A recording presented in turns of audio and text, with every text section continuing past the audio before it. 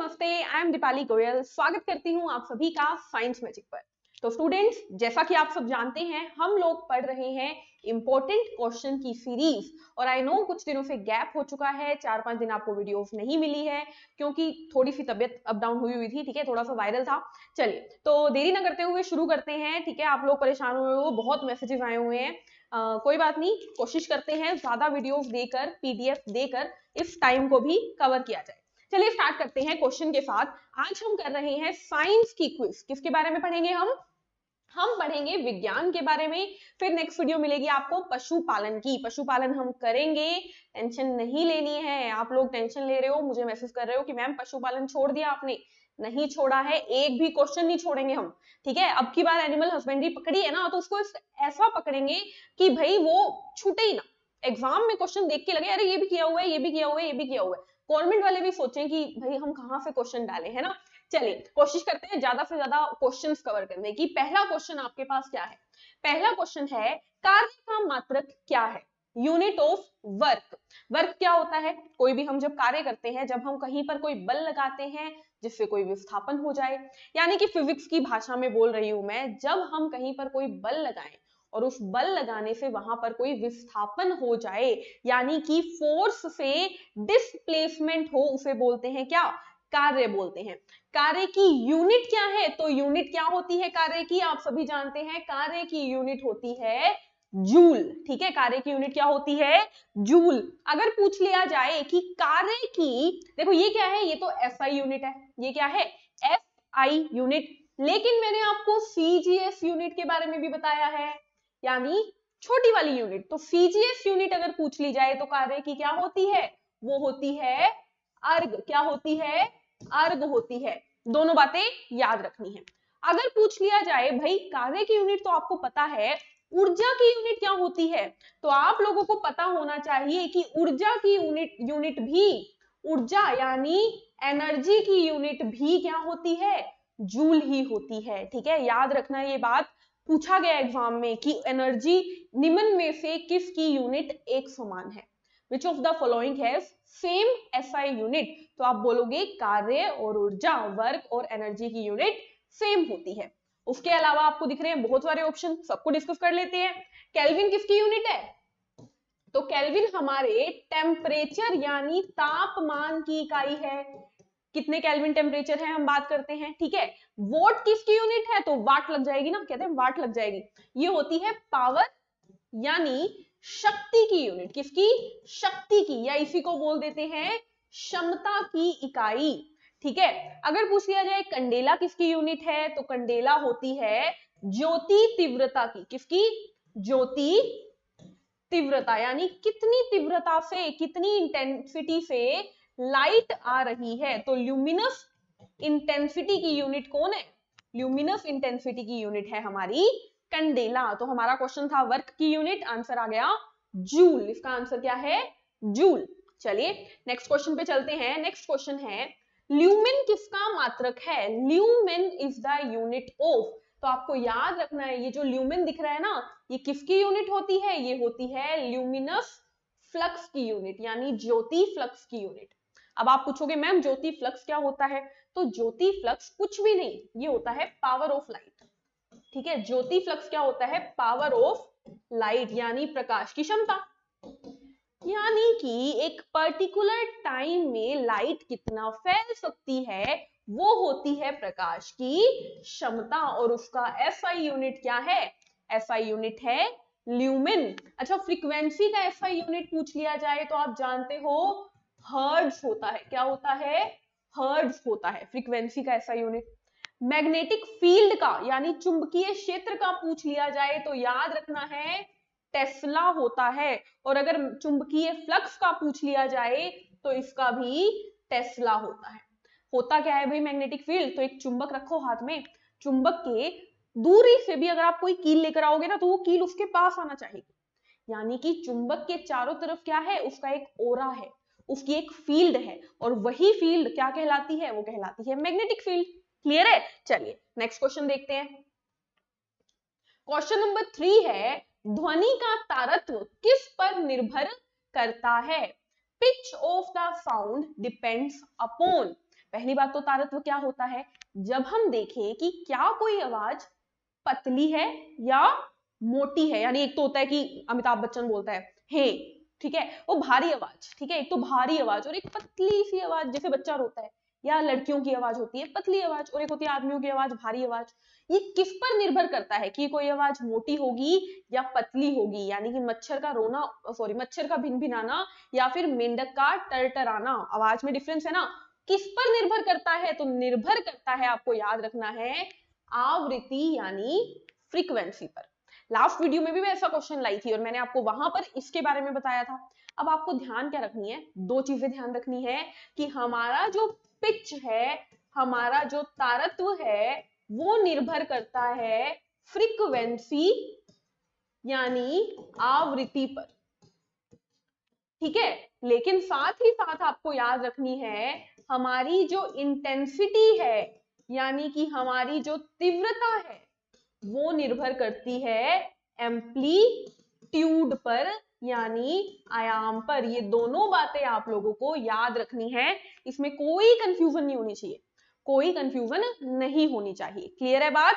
चलिए आगे बढ़ते हैं, नेक्स्ट क्वेश्चन पर चलते हैं। मनुष्य को ध्वनि कंपन की अनुभूति किस आवृत्ति सीमा में होती है, यानी कि in which frequency range human sound vibrate, यानी सीधी सी चीज है भाई, आप लोगों को कोई आवाज सुनती है तो वो साउंड किस फ्रीक्वेंसी में होती है, वो साउंड किस फ्रीक्वेंसी में होती है, तो आप जानते हो हमारी होती है ऑडिबल रेंज, यानी हमें सुनती है श्रव्य ध्वनि, और वो कितनी होती है, वो 20 हर्ट्ज से 20,000 हर्ट्ज के बीच में होती है।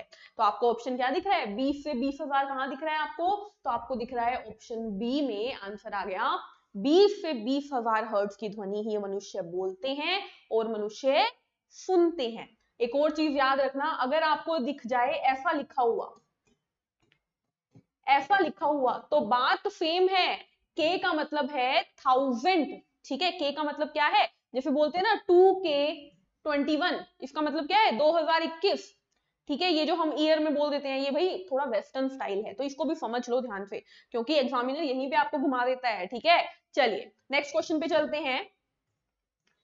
समुद्रों से चीजें खोजने के लिए किस ध्वनि का उपयोग किया जाता है, यानी विच इंस्ट्रूमेंट या which sound wave is used to search something in the sea और ओशियंस, ठीक है। तो गहराई में अगर कोई चीज डूबी हुई है या फिर कोई जहाज ही खो गया है, उसे ढूंढने के लिए कौन सी साउंड इस्तेमाल होती है, तो आपको याद रखना है इस्तेमाल होती है अल्ट्रासोनिक यानी पराश्रव्य ध्वनि। हमारी ध्वनि होती है 3 प्रकार की, एक होती है इंफ्रासोनिक यानी अपश्रव्य, एक होती है श्रव्य यानी ऑडिबल, और तीसरी होती है अल्ट्रासोनिक। ध्यान क्या रखना है आपको, 20 हर्ट्ज से कम वाली क्या होती है, अपश्रव्य, क्या होती है, अपश्रव्य। और ऑडिबल हम पढ़ ही चुके हैं, क्या होती है, ऑडिबल होती है 20 से 20,000 हर्ट्ज वाली। तो पराश्रव्य क्या होगी, तो 20,000 से ज्यादा वाली क्या होगी, ज्यादा वाली होगी पराश्रव्य। और ये जो पराश्रव्य ध्वनि होती है स्टूडेंट्स, ये चमगादड़ निकालता है, कौन उत्पन्न करता है, चमगादड़, यानी बैट इसे उत्पन्न कर सकता है, और सुन कौन सकता है, सुन भी चमगादड़ सकता है या फिर डॉल्फिन सुन सकती है, ठीक है। तो ये इतनी तेज साउंड होती है, इतनी तेज फ्रीक्वेंसी की साउंड होती है कि इसे नॉर्मल हम जैसा इंसान नहीं सुन सकता, इसे चमगादड़ या डॉल्फिन ही सुन सकती है। क्लियर है? चलिए आगे बढ़ते हैं। अच्छा, इलेक्ट्रोमैग्नेटिक क्या होती है, इलेक्ट्रोमैग्नेटिक होती है, इलेक्ट्रो मतलब इलेक्ट्रिसिटी, विद्युत, मैग्नेटिक मतलब चुंबकत्व। तो इलेक्ट्रोमैग्नेटिक होती है वह रेडिएशन, जैसे कि एक्सरे हो गई, गामा रे हो गई, यूवी रे हो गई, विजिबल हो गई, ये सब क्या है, इलेक्ट्रोमैग्नेटिक रेडिएशन है, ठीक है। ये सब क्या है, इलेक्ट्रोमैग्नेटिक रेडिएशन है। चले आगे, चलिए नेक्स्ट क्वेश्चन हमारे पास आता है, पराश्रव्य ध्वनि, पराश्रव्य तरंगों को सबसे पहले किसने सीटी बनाकर उत्पन्न किया था। अभी अभी हमने पढ़ा 20,000 हर्ट्ज से ऊपर वाली ध्वनि क्या होती है, पराश्रव्य यानी अल्ट्रासोनिक। लेकिन मैंने वहां पर ये बात आपको नहीं बताई। क्यों नहीं बताई? क्योंकि क्वेश्चन हमारे पास आने वाला है। तो आपको याद रखना है, पहली बार अल्ट्रासोनिक वेव के बारे में, या मैं बोलूं अल्ट्रासोनिक वेव किसने बनाई, किसने पहली बार निकाली, तो गाल्टन। गाल्टन साइंटिस्ट ने एक सीटी बनाई थी। क्या बनाई थी? एक विसल बनाई थी, और उस विसल से उन्होंने इतनी तेज साउंड निकाली थी। ठीक है, तो आपको याद रखना है। देखो आप लोग जो है ना, इनके लिए लेक्चर्स को भी देख सकते हो। वीडियो का बहुत सारी वीडियोस मैंने डाली है, इस चैप्टर से भी डाली है, उसको अच्छे से पढ़ना है, फिर ही क्वेश्चन ट्राई करने हैं।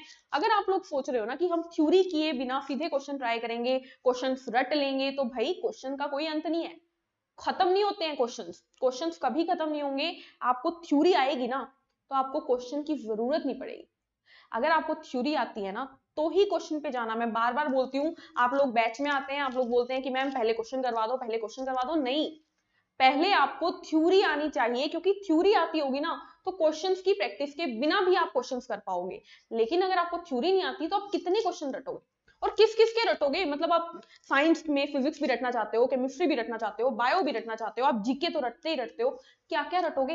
एनिमल हस्बेंड्री आपके पास बहुत है रटने को, एग्रीकल्चर आपके पास बहुत है रटने को, पॉलिटी है, ज्योग्राफी है, क्या क्या रटोगे भैया? दिमाग ही है, कितना रटोगे, है ना? कोई कंप्यूटर तो नहीं है। चलिए क्वेश्चन पे वापस आ जाते हैं। तो मैं आपको बस इतना बोलूंगी कि पहले थ्योरी पढ़ा कीजिए, और फिर ही क्वेश्चन पे आई कीजिए। ठीक है, इन दिनों में मैं थ्योरी की वीडियोस नहीं दे रही हूँ, क्योंकि जो मोस्ट इंपोर्टेंट टॉपिक्स थे वो कवर हो चुके हैं। ठीक है, जो बचे हुए टॉपिक है वो भी मैं बीच में देती रहूंगी, बट एक बार क्वेश्चन करवा रही हूँ मैं। ठीक है, ताकि आप लोगों को ये भी ना लगे कि क्वेश्चन नहीं चल रहे। तो गाल्टन क्या थे? गाल्टन वो थे जिन्होंने पहली बार अल्ट्रासोनिक वेव जो है वो उत्पन्न करवाई अपनी एक विसल में, अपनी एक सिटी में, जिसका नाम था, उन्होंने रखा था गाल्टन सिटी। ठीक है, इसके अलावा हर्ट्ज ने क्या किया था? तो हर्ट्ज आप जानते हो आवृत्ति यानी फ्रीक्वेंसी की इकाई है। तो हर्ट्ज ने फ्रीक्वेंसी के बारे में बताया, यानी हर्ट्ज ने आवृत्ति के बारे में बताया था। ठीक है, इसके अलावा रुटगन ने क्या किया था? तो रुटगन ने एक्सरे की खोज की थी। अब रुटगन की स्पेलिंग में कंफ्यूज मत होना, कई बार ये भी होती है। ठीक है, ये भी होती है, तो टेंशन नहीं लेनी है, आपको बस साउंड पे जाना है। रुटगन यानी एक्सरे की खोज की थी। ब्लेज पास्कल बहुत बार बताया है भाई, कैलकुलेटर के नाम से ये फेमस है। कंप्यूटर का बहुत बहुत इंपॉर्टेंट क्वेश्चन है ये, कंप्यूटर का। देखो साइंस में कंप्यूटर भी आ गई।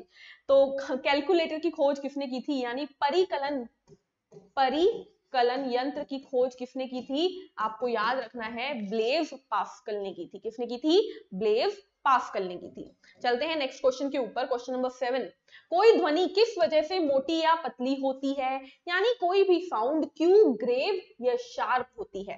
मोटी मतलब भारी होती है, और शार्प मतलब तीखी होती है। मोटी मतलब जैसे आदमियों की होती है, जैसे मेंढक की होती है, जैसे शेर के दहाड़ने की जो आवाज होती है वो होती है मोटी आवाज। अगर मैं बोलूं मच्छर के भिनभिनाने की, बच्चे के रोने की, या फिर लड़कियों की कैसी आवाज होती है? शार्प यानी पतली आवाज। लेकिन क्यों? क्योंकि हर की पिच अलग होती है। ठीक है, तो अगर पूछ लिया जाए आवाज का ऊंचा या नीचा होना, या मैं बोलूं धीमा या तेज होना, कौन बताता है? तो इंटेंसिटी बताती है। ठीक है, आवाज की तीव्रता हमें बताती है कि हम तेज बोल रहे हैं या तेज बोल रहे हैं। ठीक है, यानी तेज यानी बहुत ऊंचा बोलना है। अगर आपने ईयरफोन लगा रखे होंगे तो कान तो फट गए होंगे। तो ऊंचा बोलना है यानी तेज बोलना, और या फिर धीमा बोलना, धीरे धीरे बोलना, ये किस पर निर्भर करता है? इंटेंसिटी पर। लेकिन एक तो होता है भारी आवाज से बोलना, एक होता है पतली आवाज से बोलना, ये किस पर निर्भर करता है? पिच पर। ठीक है, फ्रीक्वेंसी क्या है? फ्रीक्वेंसी तो पिच पर ही निर्भर करती है। और क्वालिटी क्या होती है? क्वालिटी पर ध्यान रखना। देखो काफी बार ऐसा होता है कि हमारे पापा की आवाज, चाचा की आवाज, ताऊ जी की आवाज काफी मिलती जुलती होती है, फिर भी हम उनकी आवाज सुन के पहचान लेते हैं कि ये पापा की आवाज है, ये चाचा जी की आवाज है, ये ताऊ जी की आवाज है ना। तो वो जो डिफरेंस होता है ना, मतलब उन ऐसी आवाज जिनकी इंटेंसिटी सेम है, यानी जिनकी तीव्रता सेम है, ऐसी आवाज जिनकी पिच भी सेम है, तारत्व भी सेम है। अब कैसे पहचानोगे? तो आप पहचानोगे गुणता यानी क्वालिटी से। जैसे कि सितार है, गिटार है, वॉयलिन है, यानी अलग अलग म्यूजिक इंस्ट्रूमेंट्स है, यंत्र है। ठीक है, संगीत के यंत्र हैं, संगीत के वादन है, इनके बीच में डिफरेंस कैसे बताते हो? क्वालिटी की वजह से। आप कोई गाना सुन रहे हो, गाना सुन के बोल देते हो अरे यार ये तो सोनू निगम का गाना है, अरे ये तो शंकर महादेवन गा रहा है। कैसे पता है आपको? उन्होंने तो अपनी इंटेंसिटी मैच की हुई है, एडिटिंग तो होती है गानों की। क्योंकि वहां पर आप क्वालिटी के बारे में जानते हो, गुणता के बारे में जानते हो। तो क्वेश्चन दो ही आ सकते हैं, कैसे आप अपनी परिचितों की आवाज के बीच में अंतर ढूंढते हो? कैसे आप अपने परिचितों यानी कि जान पहचान के लोगों के आवाज के बीच में अंतर ढूंढते हो? आप बोलोगे क्वालिटी के आधार पर। कैसे आप सिंगर्स या म्यूजिकल इंस्ट्रूमेंट्स, गायक या वादनों की आवाज में अंतर ढूंढते हो? आप बोलोगे क्वालिटी। ठीक है, कैसे तेज या धीमा सुनते हो? इंटेंसिटी। कैसा मोटा या पतला सुनते हो? पिच। ठीक है, चलिए नेक्स्ट क्वेश्चन पे चलते हैं। एक व्यक्ति को अपनी प्रतिध्वनि सुनने के लिए परावर्तक तल से कितनी दूरी पर खड़ा रहना चाहिए? To listen the echo a person should stand away from the reflecting surface at the distance of, पहले तो ठीक कर लो इस क्वेश्चन को थोड़ा सा, प्रतिद्वंदी नहीं है, ये है प्रतिध्वनि, प्रतिध्वनि, और ये इको है। ठीक है, इको। हम ना पहाड़ों पर जाके आवाज देते हैं, आवाज देके वो गूंज के हमारे पास वापस आती है, उसे बोलते हैं इको। दोबारा सुन लो, कहीं पहाड़ी इलाके पे गए और हम जोर से चिल्लाएंगे पूनम, और पीछे से आवाज आती है पूनम पूनम पूनम, वो क्या होती है? वो इको होती है। ठीक है, तो जो इको होती है वो कब आपको सुनाई देगी? जब आप जो, ये आप हो और ये आपकी दीवार है जहां से आपकी आवाज टकरा के वापिस आएगी, ये कितनी दूरी पर हो? तो आपको याद रखना है दूरी होती है 17.2 मीटर। अब ऑप्शन में 17.2 मीटर नहीं है तो आपको आंसर क्या देना है? 17 मीटर आंसर जाएगा। ठीक है, यानी कि अगर आप परावर्तक सरफेस से यानी रिफ्लेक्टिंग सरफेस से 17 मीटर की दूरी पे होगे तभी आपको आपकी प्रतिध्वनि सुनाई देगी, वरना नहीं। इससे कम पे, इससे ज्यादा पे ध्वनि नहीं सुनाई देगी, इतनी चाहिए आपको। ठीक है, इससे ज्यादा पे तो सुन जाती है, कम पे नहीं सुनाई देगी। क्लियर है? चलिए अगले क्वेश्चन पे चलते हैं, इसमें और कुछ बताने वाला था नहीं। ठीक है, कौन सी तरंगे निर्वात में नहीं चलती? Which of the following wave do not move in vacuum? तो वैक्यूम में कौन नहीं चलती? हमने तरंगे दो प्रकार की पढ़ी है, एक होती है मैकेनिकल, एक होती है नॉन मैकेनिकल। ठीक है, बहुत ही सिंपल सिंपल क्वेश्चन है, देखो अगर आपने पढ़ा है तो। यांत्रिक, गैर यांत्रिक, दो प्रकार की होती थी, और इन दोनों में सबसे बड़ा अंतर क्या था? मैकेनिकल वो होती है जो वैक्यूम में नहीं चलती और ये चलती है। और मैकेनिकल के मैंने आपको तीन ही याद करने के लिए बोला था। मैंने आपको बोला था साउंड याद कर लो, मैंने आपको बोला था अर्थक्वेक यानी भूकंप याद कर लो, और मैंने आपको बोला था क्या याद कर लो? स्प्रिंग याद कर लो। ये तीन ही बोला था ना, एक और मैंने बोला था, चलो कोई बात नहीं, साउंड, अर्थक्वेक और स्प्रिंग मैंने मेन बोला था आपको याद रखने के लिए। एक और कौन सा बोला था मैंने? हमारी साउंड हो गई, अर्थक्वेक हो गया, स्प्रिंग हो गया, और मैंने मैकेनिकल वेव आपको बताई थी वाटर, पानी वाली तरंग। तो ये चार चीजें मैंने आपको बोली थी जिसके अंदर यांत्रिक तरंग होती है, जिसे माध्यम की आवश्यकता होती है, बिना माध्यम के ये नहीं चलती। तो सीधी सी बात है, कौन सी तरंगे निर्वात में नहीं चलती यानी वैक्यूम में नहीं चलती? तो आपको याद रखना है साउंड वेव, ध्वनि तरंग वैक्यूम में नहीं चलती। अब मुझे पता है बहुत से बच्चों का क्वेश्चन होगा जो थ्योरी पढ़ के नहीं आए, वो कहेंगे मैम वैक्यूम क्या होता है, निर्वात क्या होता है? तो निर्वात स्टूडेंट्स वो जगह होती है जहां पर कोई एटमॉस्फेयर, कोई वायुमंडल, कोई गैस, कोई ऑक्सीजन, कोई कार्बन डाइऑक्साइड, कोई नाइट्रोजन, कुछ नहीं होता, वो जगह होती है वैक्यूम। जैसे कि हमारा स्पेस, हमारा अंतरिक्ष, वहां पे हम तैरते हैं, क्यों? वहां पर वैक्यूम है। ठीक है, और अगर हम अंतरिक्ष में जाकर आपस में बात करना चाहेंगे ना तो हम नहीं कर सकते, क्यों? क्योंकि वहां पर स्पेस में वैक्यूम है और वहां पर कोई वायुमंडल नहीं है, तो आवाज एक दूसरे को सुनाई नहीं देगी। ठीक है, लेकिन हम एक दूसरे को देख तो सकते हैं लेकिन सुन नहीं पाएंगे वहां पे, क्यों? क्योंकि वहां पर क्या है? वहां पर निर्वात है, वैक्यूम है। क्लियर? तो क्वेश्चन ये भी पूछा गया था कि भाई चंद्रमा पर हम एक दूसरे की आवाज सुन सकते हैं या नहीं सुन सकते? तो हम बोलेंगे नहीं सुन सकते। क्यों नहीं सुन सकते? क्योंकि वहां पर एटमॉस्फेयर नहीं है, वहां पर वैक्यूम है, निर्वात है। क्लियर? चलिए नेक्स्ट क्वेश्चन, प्रकाश तरंग किस प्रकार की तरंग है? तो लाइट वेव, अब आप जानते हो लाइट वेव तो हमारी अंतरिक्ष में भी दिखती है। ठीक है, आप अच्छे से जानते हो प्रकाश तरंग जो है, अगर हम अंतरिक्ष, सूरज है कहां पे है? सूरज, सन कहां पे है? सन है अंतरिक्ष में, लेकिन हमें वो धरती से दिखता है ना, क्यों? क्योंकि लाइट जो है वो वैक्यूम में भी आ जाती है। ठीक है, तो लाइट एक नॉन मैकेनिकल वेव है, तो मैकेनिकल तो हो नहीं सकता, मैकेनिकल तो हो नहीं सकता। मैकेनिकल वेव के दो टाइप होते हैं, कौन कौन से? लॉन्गिट्यूडनल यानी अनुदैर्ध्य, ट्रांसवर्स यानी अनुप्रस्थ। ठीक है, तो ये दोनों भी नहीं हो सकते क्योंकि ये दोनों तो यांत्रिक के प्रकार हैं, तो आंसर आ गया इलेक्ट्रोमैग्नेटिक वेव। अब आप बोलोगे मैम अभी तो बोला था नॉन मैकेनिकल वेव, अब बोल रहे हो इलेक्ट्रोमैग्नेटिक। तो आपको याद रखना है कि गैर यांत्रिक तरंगों को ही इलेक्ट्रोमैग्नेटिक तरंग कहते हैं। और इसमें मैंने आपको 7 याद करने के लिए कही थी, gamma ray, x-ray, UV ray, visible यानी दृश्य तरंगे, इंफ्रारेड यानी आपतित रे, ठीक है, और कौन सी थी, और थी शॉर्ट रेडियो वेव, सूक्ष्म रेडियो तरंगे, और लॉन्ग रेडियो वेव। ठीक है, तो ये 7 याद करने के लिए बोली थी, और ये सातों ही क्या हैं, इलेक्ट्रोमैग्नेटिक। ठीक है, तो 7 आपको नॉन मैकेनिकल या इलेक्ट्रोमैग्नेटिक याद रखनी है, और 4 आपको मैकेनिकल याद रखनी है। ठीक है, सिंपल था। चलिए नेक्स्ट क्वेश्चन पे चलते हैं। आकाश नीला दिखाई देता है क्योंकि, ये क्वेश्चन बहुत बार पूछा गया है। आकाश नीला क्यों दिखाई देता है? स्कैटरिंग ऑफ लाइट की वजह से, यानी कि प्रकाश का प्रकीर्णन। क्या होता है, देखो हमारी हवा में बहुत सारे एटमॉस्फेयर के पार्टिकल्स हैं, बहुत सारे कण हैं। जब उन कणों पे, ये बहुत सारे क्या है, कण हैं, जब इन कणों पे लाइट आके टकराती है, सूरज से लाइट आई टकराई, तो वो टूट जाती है। टूट जाती है किसमें? अपने 7 रंगों में, यानी violet, indigo, blue, green, yellow, orange, red. इन 7 रंगों में टूट जाती है। बैंगनी, इंडिगो, नीला, हरा, पीला, संतरी और लाल। और इन 7 रंगों में जो वॉयलेट कलर होता है, इंडिगो कलर होता है, ब्लू कलर होता है, ये सबसे ज्यादा क्या करते हैं, फैलते हैं। और जो ज्यादा फैलेगा वो ज्यादा दिखेगा। तो आपको याद रखना है कि जब लाइट आ रही होती है तो वो फैल जाती है, और सबसे ज्यादा कौन फैलता है? नीला रंग फैलता है, जिस वजह से आपको आसमान नीला दिखाई देता है।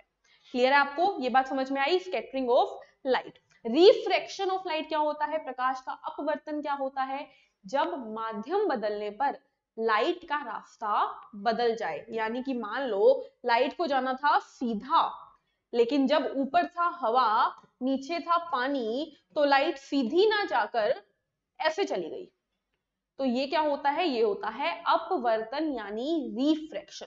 और रिफ्लेक्शन क्या होता है? तो लाइट आई और टकरा के उसी एंगल पर चली गई, आई और आर एंगल बराबर, तो क्या होगा? रिफ्लेक्शन। ठीक है, और टोटल इंटरनल रिफ्लेक्शन क्या होता है? जब कोई एक चीज है जिसमें लाइट बस अंदर ही घूमे जा रही है, और इसका एग्जाम्पल आपको याद रखना है मिराज, यानी जो मृग तृष्णा होते हैं ना, कहते हैं ना ये बात कि रेगिस्तान में इंसान जब प्यासा होता है ना, तो उसे दूर दूर पानी दिख रहा होता है।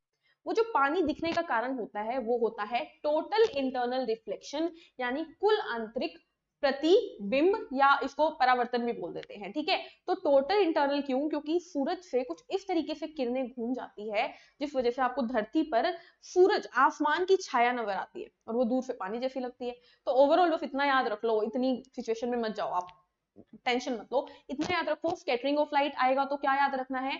आपको याद रखना है नीला आकाश क्यों दिखता है? स्कैटरिंग की वजह से। रिफ्लेक्शन कैसे आएगा? कि भाई अगर माध्यम बदल दिया जाए तो लाइट मुड़ जाती है, उसे क्या बोलते हैं? रिफ्लेक्शन। लाइट का आना और आकर टकरा के चले जाना क्या होता है? रिफ्लेक्शन। अगर आपको कहीं पर मृग तृष्णा बनता हुआ दिखता है तो वहां पर प्रकाश का कौन सा इफेक्ट, कौन सा प्रभाव नजर आता है? तो टोटल इंटरनल रिफ्लेक्शन। चारों याद रहेंगे? ठीक है, अभी मैंने लाइट चैप्टर करवाना है, बहुत डिटेल में करवाऊंगी। सूर्य की किरणों में कितने रंग होते हैं? समझाने वाली बात ही नहीं है। मैंने बताया सूरज से रंग, लाइट आई, पार्टिकल से टकराकर टूट गई, कितनों में? 7 में। कौन कौन से? Violet, indigo, blue, green, yellow, orange, red, यानी विबग्योर। ये 7 क्या है? रंग है। तो आपको याद रखना है सूर्य की किरणों में कितने रंग? 7 रंग होते हैं। ठीक है, या क्वेश्चन आ सकता है व्हाइट लाइट में कितने रंग होते हैं, तो भी आपको याद रखना है सफेद प्रकाश में भी 7 ही रंग होते हैं। क्लियर?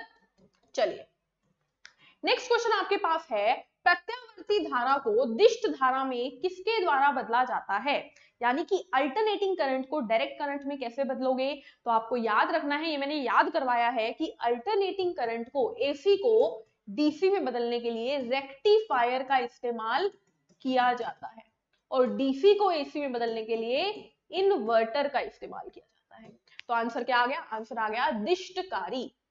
ठीक है, अब आप लोगों को पता होना चाहिए कि प्रत्यावर्ती करंट क्या होता है, प्रत्यावर्ती धारा क्या होती है, और दिष्ट धारा क्या होती है। अच्छे से इन डिटेल करवाया है, जहां पर करंट बार बार बदले, समय के साथ चेंज होता रहे, वो है अल्टरनेटिंग यानी प्रत्यावर्ती, और जब करंट एक समान चलता रहे वो होता है डायरेक्ट।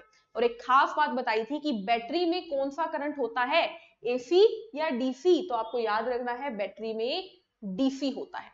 ये बात मैंने खास आपको बताई थी। तो यहां पर आपको समझ में आया, एसी को डीसी में बदलने के लिए रेक्टिफायर और डीसी को एसी में बदलने के लिए इन्वर्टर। क्लियर है?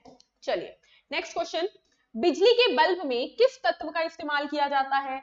तो भाई ये क्या है, ये है एक बल्ब, और बल्ब में ये क्या है, ये जो मैंने बनाई ये क्या है, ये है एक फिलामेंट, और ये बनती है एक तत्व जिसका नाम है टंगस्टन से। किससे?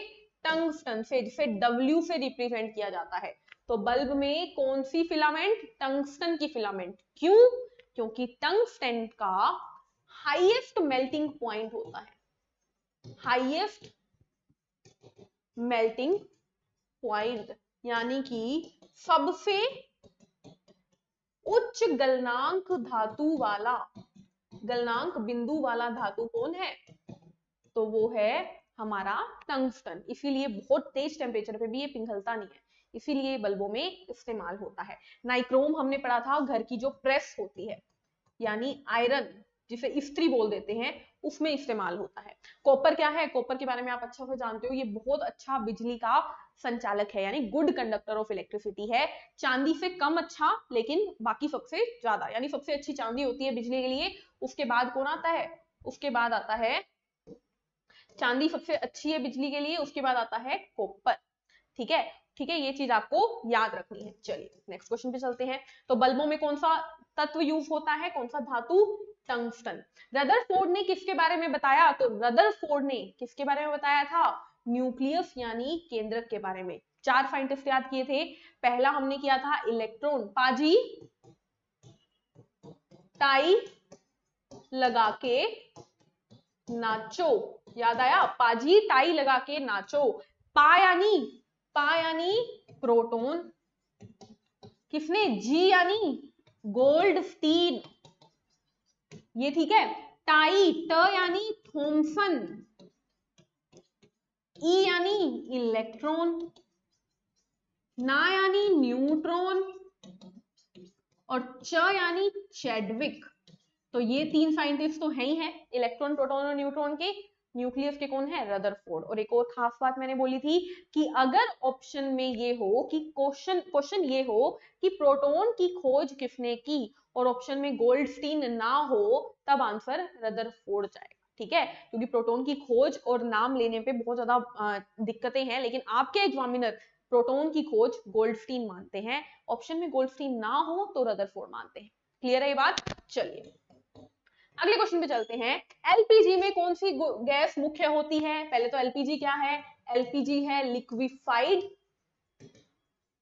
पेट्रोलियम गैस, यानी जो हमारे घर के सिलेंडरों में होती है वही गैस है एलपीजी। और इसमें सबसे ज्यादा कौन होता है? सबसे ज्यादा होता है ब्यूटेन। लास्ट क्लास में मैंने बताया था सीएनजी में ज्यादा क्या होता है? मीथेन। और एलपीजी में क्या होता है? ब्यूटेन। एलपीजी सिलेंडर में गंध के लिए, किसके लिए? गंध के लिए क्या डाला जाता है? तो आपको अच्छे से याद होना चाहिए, इथाइल मरकैप्टेन डाला जाता है, ताकि एलपीजी के सिलेंडर में से गंध आए। क्लियर है? चलिए नेक्स्ट क्वेश्चन देखते हैं, क्वेश्चन नंबर 17। वाटर गैस किन 2 गैसों का मिश्रण होता है? तो वाटर गैस होता है कार्बन मोनोऑक्साइड प्लस H2 यानी हाइड्रोजन गैस। कार्बन मोनोऑक्साइड और हाइड्रोजन गैस के मिश्रण को क्या कहते हैं? वाटर गैस कहते हैं। क्लियर? नेक्स्ट क्वेश्चन चलते हैं। खाना सोडा किसका नाम है? यानी ईटिंग सोडा, जो हम खाते हैं घर में, तो घर में खाते हैं बेकिंग सोडा। घर में क्या खाते हैं? Baking soda. क्वेश्चन आएगा बेकिंग सोडा का सूत्र, तो बेकिंग सोडा होता है NaHCO3। इसका दूसरा नाम है सोडियम, Na के लिए सोडियम, H के लिए हाइड्रोजन, और CO3 के लिए कार्बोनेट। और क्या नाम है इसका? तो Na के लिए सोडियम, और इस पूरे को इकट्ठे बोल देते हैं बाई कार्बोनेट।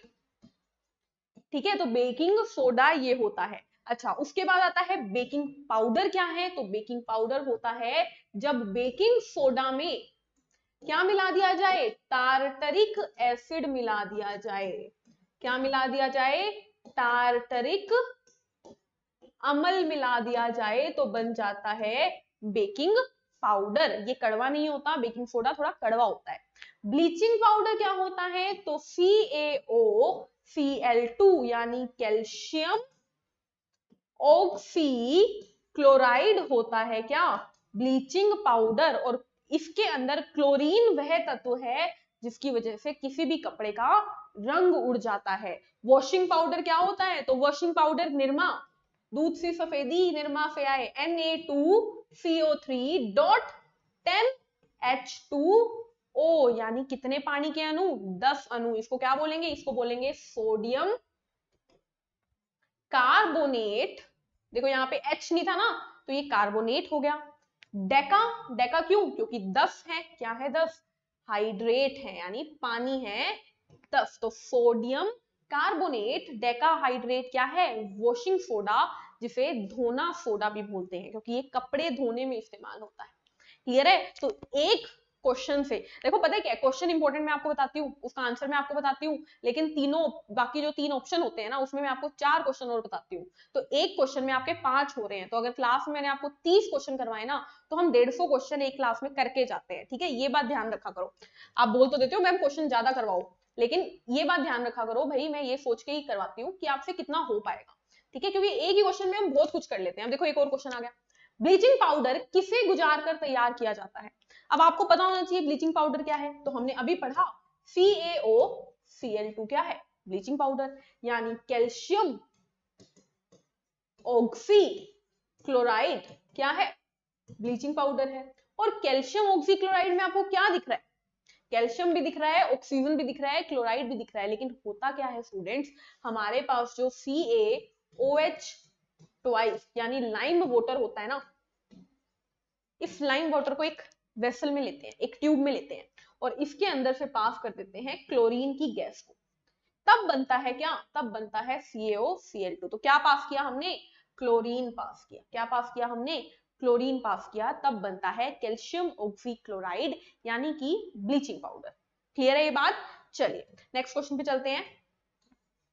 बैटरी में कौन सी धातु का प्रयोग किया जाता है? तो बैटरियम, बैटरियों में क्या यूज होता है? लिथियम यूज होता है, याद रखना। लिथियम धातु जो होती है वो बैटरियों में यूज होती है। और कौन यूज होता है? लेड यूज होता है। ठीक है, लेड यूज होता है, सॉरी लेड नहीं, सॉरी ग्रेफाइट यूज होता है। बैटरियों में क्या इस्तेमाल होता है? ग्रेफाइट, जो कि पेंसिल के सिक्के में होता है। ग्रेफाइट कार्बन क्या क्या है? प्रतिरूप है। ठीक है, गुड कंडक्टर ऑफ इलेक्ट्रिसिटी है। ये किसमें यूज होता है? बैटरियों में। और कौन यूज होता है? लिथियम यूज होता है। अच्छा, हाइड्रोजन को क्या कहते थे? हाइड्रोजन को बोलते थे फ्यूचर फ्यूल, यानी भविष्य का ईंधन। भविष्य का ईंधन कौन है? हाइड्रोजन है। भविष्य का ईंधन कौन है? हाइड्रोजन है। क्लोरीन के बारे में अभी क्या बताया था? क्लोरीन के बारे में मैंने बताया कि ये ब्लीचिंग पाउडर में होता है। इसी से क्या होता है? रंग उड़ता है, कपड़े का रंग उड़ता है क्लोरीन की वजह से। और एक और चीज याद रखना कि क्लोरीन जो है वो पानी को, अगर पानी में से पास किया जाए तो पानी को साफ कर देता है, पानी को साफ कर देता है। तो क्वेश्चन ये भी पूछा जाता है कि स्विमिंग पूल के पानी को साफ करने के लिए उसमें से कौन सी गैस निकाली जाती है? तो याद रखना क्लोरीन निकाली जाती है। क्लियर? चलिए नेक्स्ट क्वेश्चन पे चलते हैं। क्वेश्चन नंबर 21, प्याज और लहसुन में गंध किस तत्व की उपस्थिति के कारण होती है? यानी अनियन और गार्लिक में से जो स्मेल आती है वो किस एलिमेंट की वजह से आती है? तो याद रखना एलिमेंट होता है सल्फर, या ऑप्शन में दिखेगा सल्फेट। ठीक है, एटॉमिक नंबर क्या होता है? तो एटॉमिक नंबर होता है हमारा 16। ठीक है, फोस्फोरस के बाद आता है सल्फर। तो क्या हो गया हमारा 16 एटॉमिक नंबर वाला हमारा सल्फर, जो कि प्याज और लहसुन में से गंध आने का कारण होता है। ठीक है, चलिए मैग्नीशियम क्या है? मैग्नीशियम जो है वो, इसकी कोई खास बात, तो मैग्नीशियम पत्तियों में होता है, याद रखना लीव्स में होता है, पत्तियों में, लीव्स में, ये बात याद रखना। मैग्नीशियम क्या है? इसका एटॉमिक नंबर Z क्या है? 12 है। ये ग्रुप 2 का मेंबर है, ग्रुप 2 का मेंबर है। ऑल ऑफ ऑर्गन, आर्गन क्या है? आर्गन एक अक्रिय गैस है, अक्रिय गैस है यानी इनर्ट गैस है। और ये बल्ब के अंदर भरी जाती है, बल्ब के अंदर, ट्यूबलाइट के अंदर आर्गन गैस भरी जाती है। ठीक है, तो मैंने इंपॉर्टेंट बातें आपको बता दी। जीव विज्ञान के जनक कौन है? तो जीव विज्ञान के जनक यानी साइंस यानी बायोलॉजी के जनक कौन है? तो बायोलॉजी के जनक आपको याद रखने हैं, कौन है हमारे? अरस्तु यानी एरिस्टोटल। ध्यान रखने वाली बात क्या है? बहुत बार बता चुकी हूँ, एरिस्टोटल इंग्लिश में, अरस्तु हिंदी में। तो एरिस्टोटल कौन है? जिन्होंने बायोलॉजी की खोज की। बायोलॉजी की बॉटनी की खोज किसने की? तो बॉटनी यानी वनस्पति विज्ञान के जनक है हमारे, वनस्पति विज्ञान के जनक है हमारे थियोप्रेस्टस। अच्छा, बायोलॉजी के साथ साथ जूलॉजी के जनक भी कौन है? जंतु विज्ञान के जनक कौन है? वो भी अरस्तु ही है, वो भी एरिस्टोटल ही है। चार्ल्स डार्विन क्या है? तो ये है फादर ऑफ इवोल्यूशन, यानी उद विकास के पिता कौन है? उद विकास के पिता है हमारे डार्विन। और एडवर्ड जेनर क्या है? फादर ऑफ वैक्सीनेशन, यानी टीकाकरण के जनक कौन है? Edward Jenner. किसके टीके की खोज की थी इन्होंने? तो स्मॉल पॉक्स यानी चेचक के टीके की खोज की थी। पहला टीका किसका खोजा गया था? चेचक का खोजा गया था। कितने सारे क्वेश्चन, समझ रहे हो ना? चलिए आगे बढ़ते हैं नेक्स्ट क्वेश्चन पे। क्वेश्चन नंबर 23, लाइकन किसका मिश्रण है? तो लाइकन क्या होती है? पहाड़ों के ऊपर, पेड़ों की छाल के ऊपर कुछ हरा हरा सा जमा हुआ मिलता है, वो होती है लाइकन। और वो होती है एल्गी और फंगस यानी शैवाल और कवक दोनों का कॉम्बिनेशन। जब शैवाल और कवक दोनों मिलकर रहते हैं ना, उसे बोलते हैं लाइकन। और इसी से क्या बनता है? लिटमस पेपर बनता है। क्या बनता है?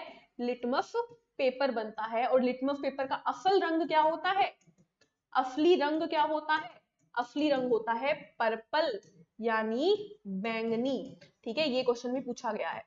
क्लियर है? चलिए नेक्स्ट क्वेश्चन पे चलते हैं। हल्दी पौधे के किस भाग से प्राप्त होती है? Turmeric is obtained from which part of the plant? तो हल्दी जो हम खाते हैं ना खाने में, वो हमें स्टेम से मिलती है। किससे? तने से। या फिर ध्यान, इस क्वेश्चन पे ध्यान देना, या फिर आपको लिखा मिलेगा राइजोम से मिलती है। किससे मिलती है? राइजोम से। अब आप पूछोगे मैम राइजोम क्या होता है? तो राइजोम एक तरीके की रूट होती है, ठीक है, लेकिन वो रूट नहीं होती, रूट जैसी होती है। तो राइजोम से मिलती है हल्दी, या फिर आपको मिलेगा सूखे राइजोम से मिलती है। तो ऑप्शन में जो मिले उसको टिक कर देना। रूट इसका आंसर नहीं होगा, बस ये ध्यान रख लेना। ठीक है, हल्दी को रूट मत बोलना, राइजोम बोल देना, राइजोम रूट बोल देना, स्टेम बोल देना, लेकिन खाली रूट मत बोलना। ठीक है, चलिए रूट से वैसे कौन मिलता है? रूट से हमें गाजर मिलती है। ठीक है, गाजर, मूली, ये सब हमें अंडरग्राउंड रूट से मिलते हैं। नेक्स्ट क्वेश्चन है हमारे पास आज का लास्ट क्वेश्चन, क्वेश्चन नंबर 25। प्रकाश संश्लेषण में हरे पौधों द्वारा कौन सी गैस छोड़ी जाती है? तो प्रकाश संश्लेषण जल्दी से बता दो। वह प्रक्रिया जिसमें प्रकाश की मदद से खाना बनाया जाता है, जो कि पौधे करते हैं। तो प्रकाश की मदद से खाना कैसे बनता है? जब उन्हें कार्बन डाइऑक्साइड गैस मिलती है, पानी मिलता है, प्रकाश मिलता है, उनके अंदर क्लोरोफिल होती है। ठीक है, तब वो क्या निकालते हैं? वो निकालते हैं ऑक्सीजन और ग्लूकोज। ठीक है, तो कौन सी गैस निकाली? गैस कौन सी निकाली? निकाली ऑक्सीजन गैस। तो आंसर क्या आ गया? ऑक्सीजन। तो पौधे हमारे लिए अच्छे क्यों हैं? क्योंकि वो हमें ऑक्सीजन देते हैं। तो आज के 25 क्वेश्चंस हमने खत्म कर दिए। ठीक है, 25 का मतलब मैंने आपको बोला एक क्वेश्चन में 5 क्वेश्चन, मतलब 125 क्वेश्चन हमने कर दिए। ठीक है, तो आई होप इतने क्वेश्चन आज के लिए बहुत होंगे। मिलेंगे नेक्स्ट क्लास में नए सेशन के साथ। तब तक के लिए पढ़ते रहिए, मुस्कुराते रहिए, चैनल को लाइक कीजिए, शेयर कीजिए, सब्सक्राइब कीजिए। Take care, thank you, bye bye.